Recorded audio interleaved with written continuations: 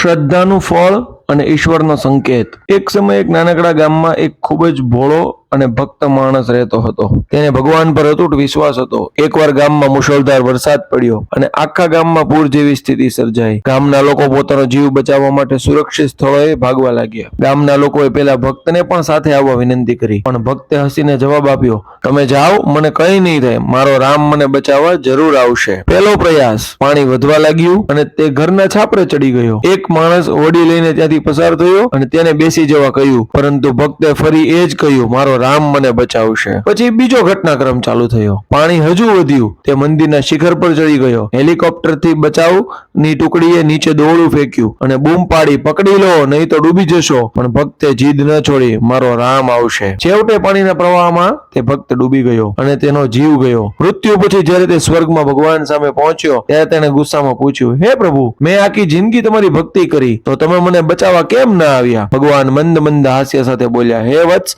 હું તને બચાવવા ત્રણ વાર આવ્યો। પહેલા ગામના લોકોના રૂપમાં, બીજી વાર હોડી લઈને, ત્રીજી વાર હેલિકોપ્ટરમાં દોરડું બનીને, પણ તે જ મને ઓળખવાની ના પાડી। આ વાર્તાનો સાર એ છે કે ભગવાન હંમેશા આપણી મદદ કરવા આકાશમાંથી નીચે ઉતરતા નથી, પરંતુ કોઈને કોઈ તક એટલે કે ઓપોર્ચ્યુનિટી અથવા કોઈ વ્યક્તિના રૂપમાં આપણી સામે ઊભા હોય છે। સાચી ભક્તિ એ જ છે કે આપણે આપણી આસપાસ આવતી તકોને ઓળખીએ અને પુરુષાર્થ કરીએ।